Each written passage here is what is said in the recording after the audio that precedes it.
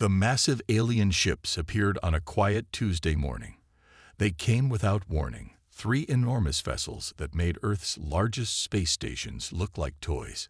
Each ship represented one of the major galactic powers: the gleaming silver sphere of the Star Collective, the dark pyramid of the Eternal Empire, and the crystal-like structure of the Unity of Worlds. Earth's media went crazy. People filled the streets, looking up at the sky. Some celebrated, while others hid in their homes. But in Washington, D.C., Ambassador James Miller simply straightened his tie and prepared for humanity's first official meeting with alien life. The meeting room in the United Nations building was specially prepared. The aliens had requested Earth-normal atmosphere and gravity, perhaps their first show of what they considered kindness to primitives. Miller sat at the central table, flanked by his small team, watching as the alien representatives entered. They looked almost human, but not quite. The Star Collective's ambassador was tall and blue-skinned, wearing what looked like flowing mercury. The Eternal Empire's representative was covered in metallic scales that shifted colors with each movement. The Unity's ambassador appeared almost human, except for the slight glow that came from within their body. "We welcome you to Earth," Miller said, standing and bowing slightly. He kept his face neutral, hiding his thoughts behind years of diplomatic training. The Star Collective's ambassador spoke first, their voice carrying a musical tone. "How quaint. You still use vocal cords for communication." They turned to their colleagues. "Just as our scans showed, they haven't even developed basic telepathic technology." The Eternal Empire's representative moved closer to Earth's main viewing screen, their scales turning a shade of amused purple. "Look at these spacecraft designs. Chemical propulsion, fusion drives. My youngest offspring creates more advanced vessels in their play simulations." Miller watched as they walked around the room, touching the wooden table, examining the computer screens, each touch followed by a small laugh or shake of their head. The Unity's ambassador was studying Earth's current spaceflight capabilities displayed on one screen. "Fascinating," they said, but not in a kind way. "They haven't even established proper colonies on their moon yet. Our reports were accurate. They are just beginning to crawl out of their gravity well." Miller cleared his throat. "We may be younger than your civilizations, but we are eager to learn and contribute to the galactic community." This brought more laughter from all three ambassadors. The Star Collective's representative waved their hand, creating a holographic display of Earth's solar system. "Contribute? What could you possibly contribute? Your most advanced computers still use electronic systems. Your medical technology still relies on chemical treatments. You haven't even solved your planet's climate issues." The Unity's ambassador stepped forward. "But do not worry, primitive ones. We are here to help. The three galaxies have decided to include your solar system in our sphere of influence. Think of it as adoption." "Adoption?" Miller asked, his hands clasped together to hide their slight trembling. "Though not from fear." "Yes," the Eternal Empire's representative said. "Each of our civilizations will establish outposts in your system. We will guide your development. In a few centuries, you might even be advanced enough to appreciate our generosity." Miller watched as they laid out their plans. The Star Collective would take Mars. The Eternal Empire claimed the Moon. The Unity wanted Venus. Earth would remain independent, under their joint protection. "Of course. And what if we refuse?" Miller asked quietly. The three ambassadors exchanged amused looks. The Star Collective's representative created another hologram, showing one of their smaller ships compared to Earth's entire space fleet. The difference in size and technology was stark. "Refuse," they said. "That would be most unwise. But you are not that primitive, are you? Surely you can see the wisdom in accepting our protection." Miller lowered his head, appearing to submit. "Of course, Earth thanks you for your generosity." As the alien ambassadors left the room, pleased with their successful intimidation of another primitive species, none of them noticed Miller's slight smile. None of them saw him press a small button under his sleeve, a signal that would reach deep into the Kuiper Belt, where humanity's real power had been hiding for decades. The mockery had been expected. The trap was set. Now it was just a matter of time. Deep beneath the Pacific Ocean, in a facility unknown to the alien visitors, the Earth Defense Council gathered around a circular table made of dark metal. The room hummed with hidden power, screens showing real-time data from across the solar system. Admiral Mary Thompson stood at the head of the table, her gray uniform bearing no medals or marks of rank. They had all learned long ago that true power needed no decoration. "Ambassador Miller's signal was received 10 minutes ago," she said, touching a control panel. A hologram appeared above the table, far clearer and more detailed than the alien's display. "Our guests have taken the bait." Director Robert Kane leaned forward, his weathered face illuminated by the hologram's blue light. "After 50 years of hiding our true capabilities, it's almost hard to believe the day has finally come." The room's far wall turned transparent, revealing row after row of quantum computers that made the aliens' technology look like children's toys. Chief Engineer Marcus Wright worked at one of the control stations, his fingers dancing over holographic controls that the aliens had mocked Earth for not possessing. "The fleet is ready," Marcus said, looking up from his station. 5,000 ships, all powered up and waiting in the quantum fold. The alien sensors can't detect them. Our dimensional shifting technology is working perfectly. Elizabeth Stone, head of strategic intelligence, pulled up another display showing the alien vessels currently entering orbit around Earth. "Look at them," she said, almost pitying. "They're not even running proper security scans. They're so convinced of their superiority that they're blind to any possible threat from us primitives." Admiral Thompson walked around the table, studying the positions of the alien ships. "Their mockery works in our favor. While they laugh at our chemical rockets, our real ships wait in the shadows. While they pity our primitive computers, our quantum AI systems monitor their every move." "Should we tell them about the quantum fold drives?" Marcus asked, a hint of pride in his voice. "That we solved faster than light travel without needing their precious hyperspace technology." "Not yet," Director Kane said firmly.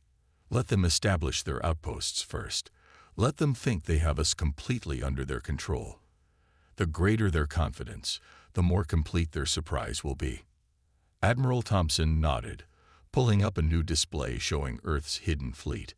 The ships were things of beauty, sleek vessels that could fold space itself, armed with weapons that could disable entire fleets without causing a single casualty.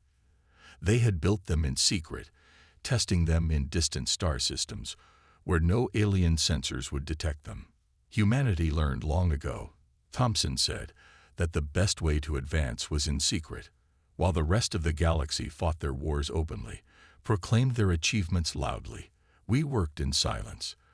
They think we're showing them everything we have, never imagining we're showing them nothing at all." Elizabeth brought up the latest intelligence reports. "The Star Collective is already planning their Mars base. The Eternal Empire has ships heading to the moon. The Unity is preparing to gift us with their presence on Venus."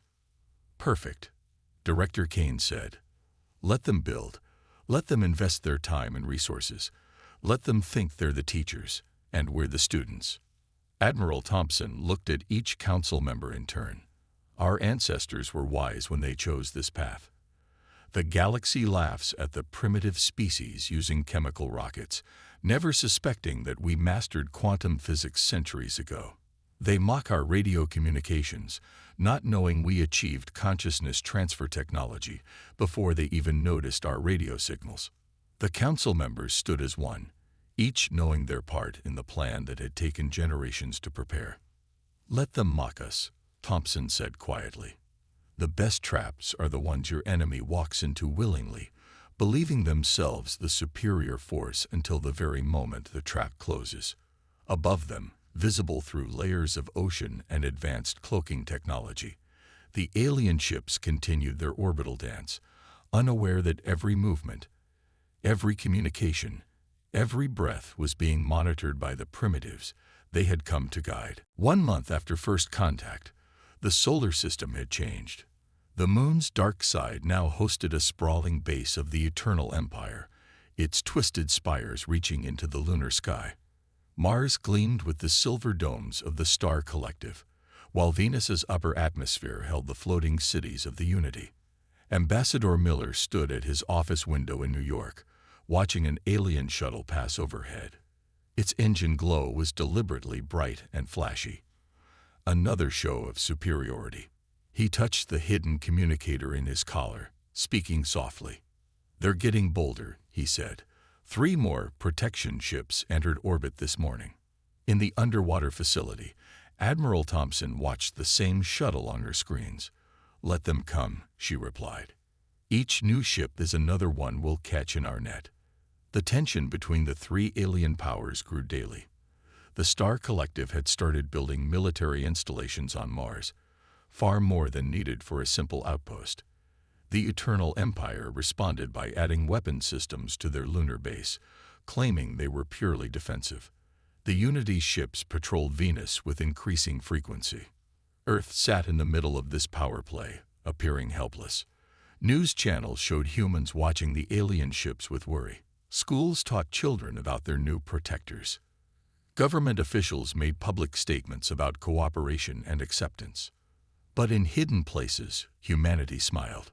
The first clash came near Jupiter. A Star Collective mining ship strayed too close to an Eternal Empire survey vessel. Threats were exchanged. Energy weapons powered up.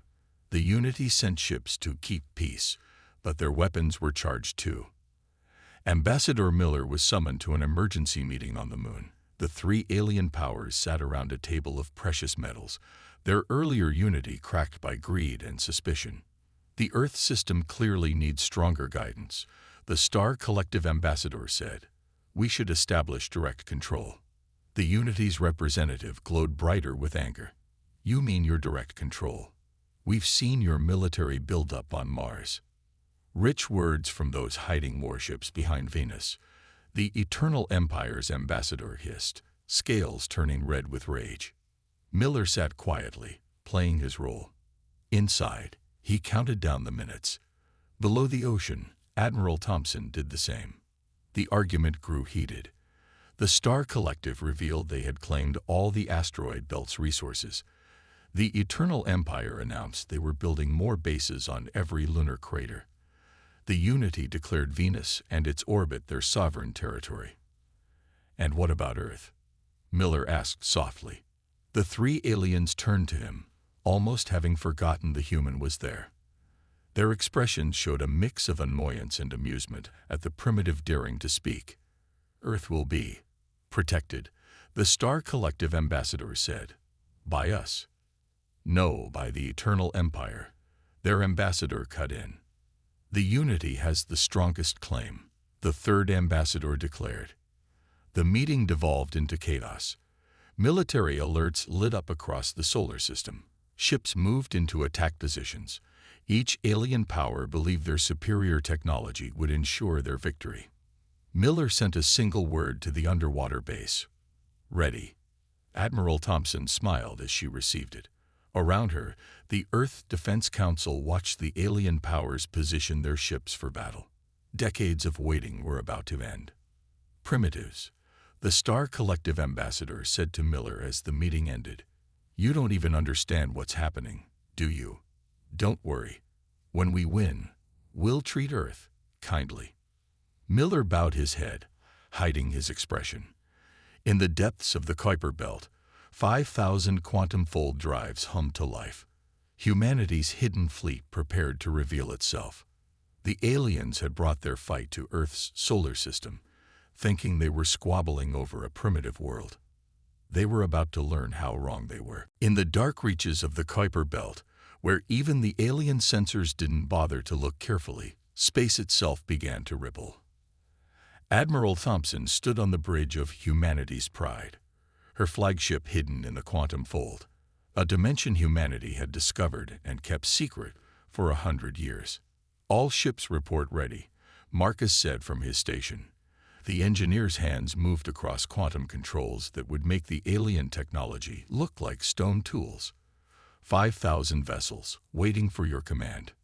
Thompson looked at the tactical display. The alien powers had positioned their ships for battle, each fleet trying to claim Earth's solar system for themselves. Their weapons were armed, their shields were up, and their attention was completely focused on each other. "Send the signal to Ambassador Miller," Thompson ordered. "It's time to end this game." On the moon, in the Eternal Empire's base, Miller sat quietly as the three alien ambassadors argued. His hidden communicator buzzed against his chest, the signal he'd been waiting for. He stood up slowly, drawing their attention. "Before you start this war," he said calmly, "there's something you should see." The aliens paused, looking at him with a mix of annoyance and amusement. The Star Collective ambassador laughed. "What could primitives possibly show us that?" Space rippled. All around the solar system, at every point where alien ships hovered, quantum folds opened like flowers blooming in spring. Out of each fold emerged a human vessel, sleek, dark, and more advanced than anything the aliens had ever seen. In orbit around Mars, 300 human ships surrounded the Star Collective's fleet. Near Venus, another 400 emerged around the Unity's forces. Above the moon, 500 quantum-fold vessels appeared, dwarfing the Eternal Empire's warships. And that was just the beginning. Alerts blared across alien ships as their sensors finally detected the full human fleet. The quantum signatures were off their charts. The weapon systems were beyond their understanding. The power readings were impossible by their standards. What is this?" the Unity ambassador demanded, their glow dimming with shock. Miller smiled for the first time since first contact. "This is humanity's true fleet. The ships you've been mocking. Those were decoys. The technology you laughed at. A cover story." Admiral Thompson's voice broadcasted across all channels, her words translated perfectly into each alien language. "This is Admiral Mary Thompson of the Earth Defense Fleet. Your ships are now surrounded. Our quantum fold technology allows us to disable your vessels without causing casualties. I suggest you stand down." To prove her point, one human ship near Mars activated its quantum field. Instantly, every system on the nearest Star Collective vessel shut down, its crew unharmed but helpless.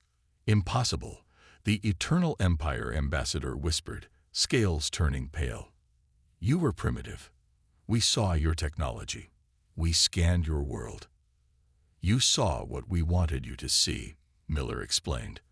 "While you built your empires openly, humanity chose a different path.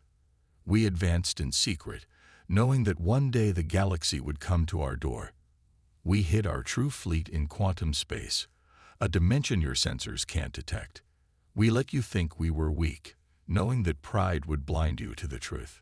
More human ships emerged from quantum folds. They took position around every alien outpost, every base, every mining operation. Within minutes, the combined might of 3 galactic powers found themselves completely surrounded by the very primitives they had come to guide.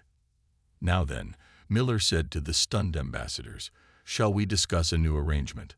One based on mutual respect rather than mockery." In her flagship, Admiral Thompson allowed herself a small smile. The trap had worked perfectly. Now came the real test, showing the galaxy that humanity's greatest power wasn't its hidden fleet, but its wisdom in how to use it. The great hall of the lunar base fell silent. Where once 3 alien ambassadors had argued over Earth's fate, they now sat stunned, watching displays of humanity's fleet in action.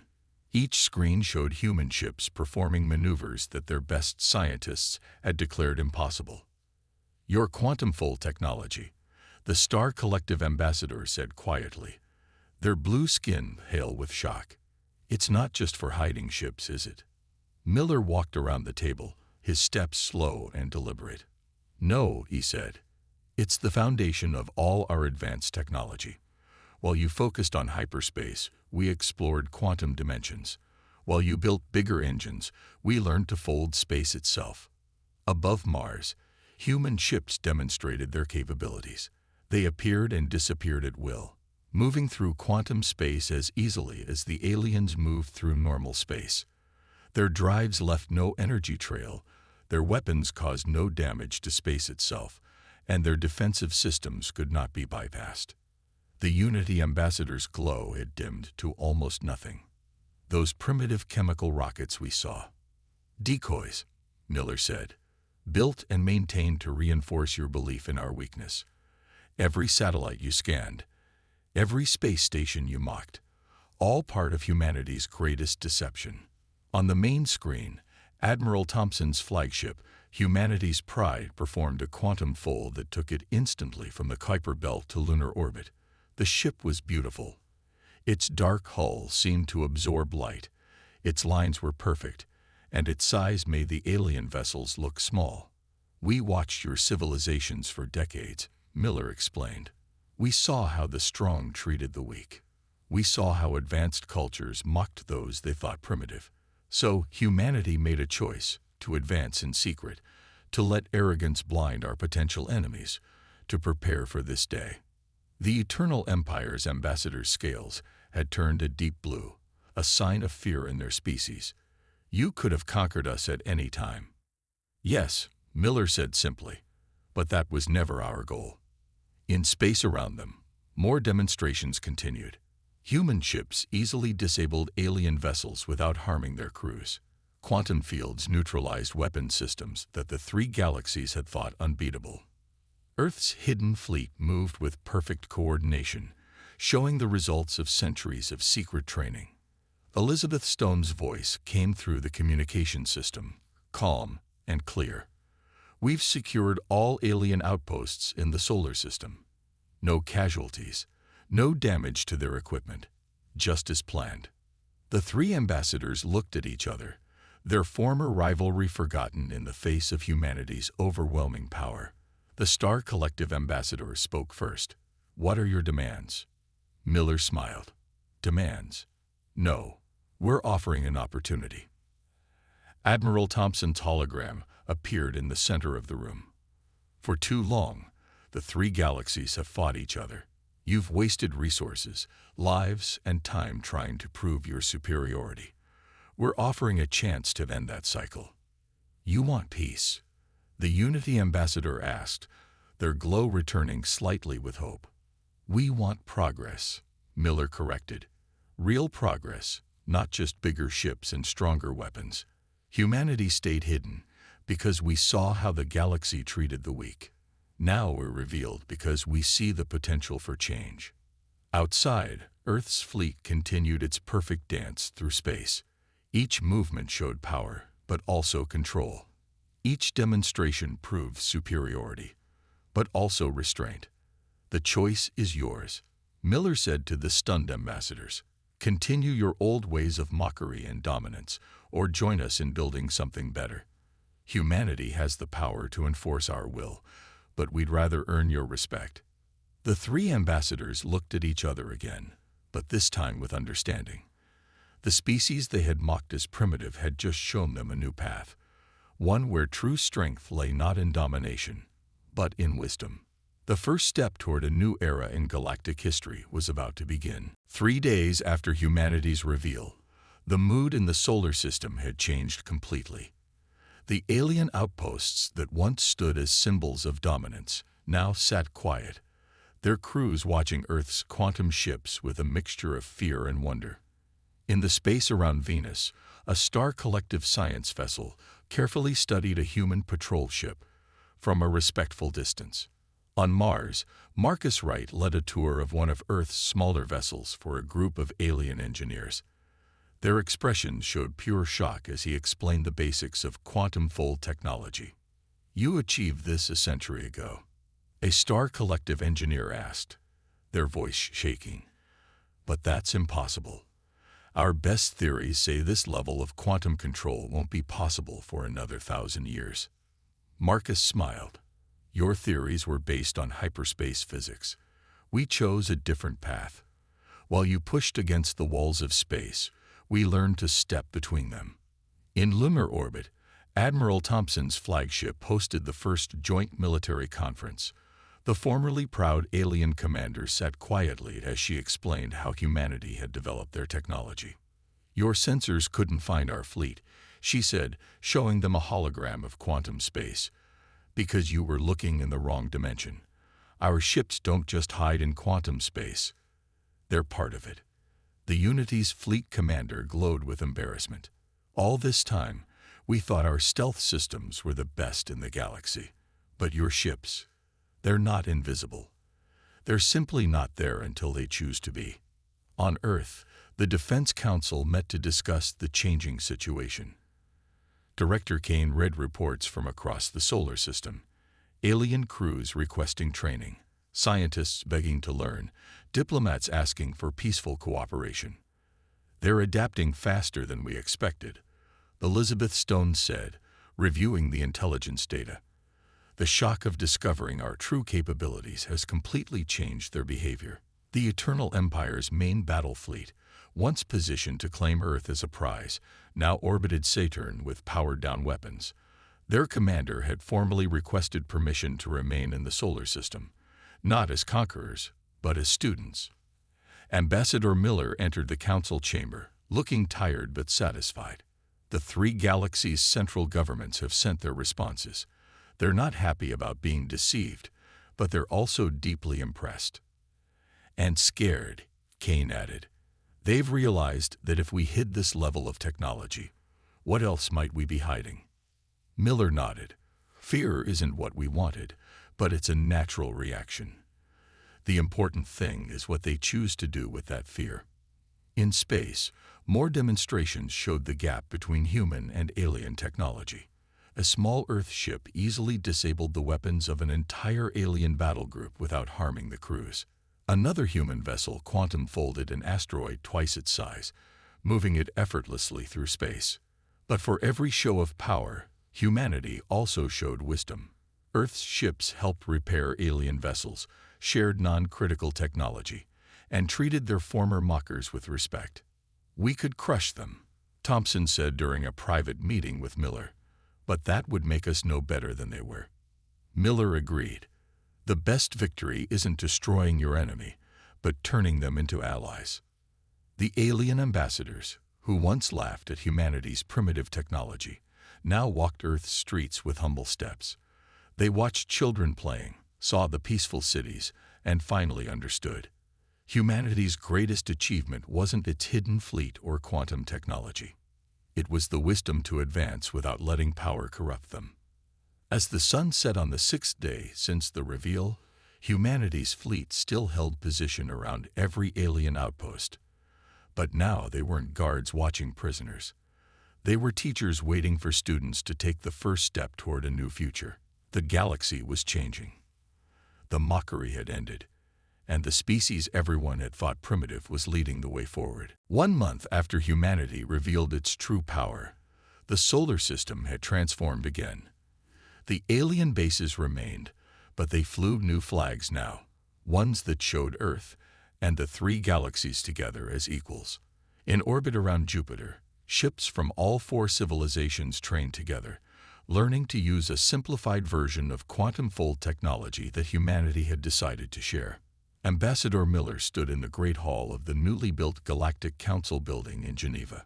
The room was packed with representatives from hundreds of worlds across 3 galaxies. They had come not to mock, but to learn. "The age of isolation is over," Miller said to the assembled aliens. "But so is the age of dominance. Earth offers friendship to all, knowledge to those who would use it wisely, and a warning to any who would return to the old ways of mockery and conquest." In space, Admiral Thompson watched from her flagship as the combined fleet performed its first joint exercise.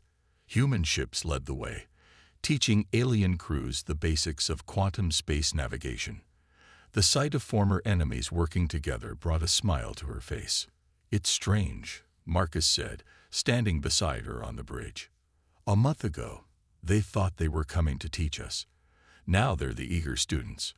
The Unity's ambassador, whose glow now showed calm confidence instead of arrogance, addressed the council next. "We came to Earth expecting to find primitives. Instead, we found teachers. We sought to show our power, but they showed us wisdom. Director Kane sat with the Defense Council, reviewing reports from across the 3 galaxies. Worlds that had once competed for military dominance now requested Earth's help in building quantum research centers. Species that had fought for centuries asked for human mediators to help them find peace. "The best weapon is the one you never have to use," Elizabeth Stone said, quoting an old Earth saying. "Our fleet proved our strength, but our restraint proved our wisdom." In lunar orbit, a new station was under construction.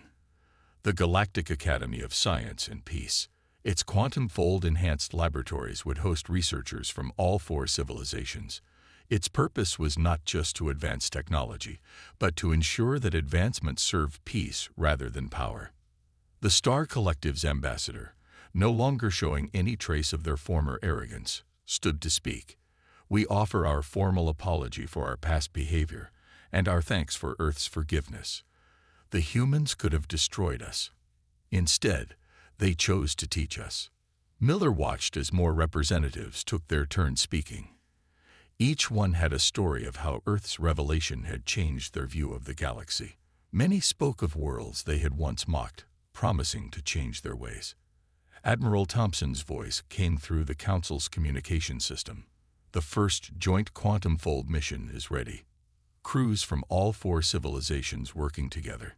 The assembled representatives watched on the main screen as ships from Earth, the Star Collective, the Eternal Empire, and the Unity performed a perfect synchronized quantum fold. Together, they crossed the vast distance between Mars and Jupiter in an instant. "This is the future we choose," Miller said to the Council. "Not one civilization dominating others, but all of us advancing together."